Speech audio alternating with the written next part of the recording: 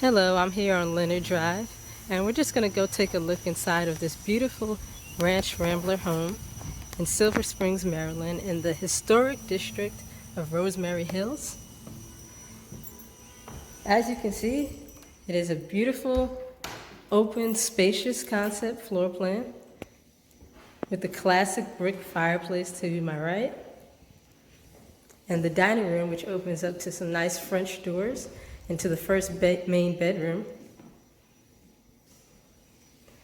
Over to my left, we have the fully remodeled kitchen, brand new laminate flooring, and the quartz countertops. Looks very new.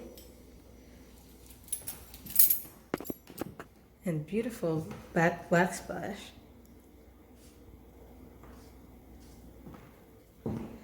Okay, so let's go to the first main bedroom. And the interesting thing about this home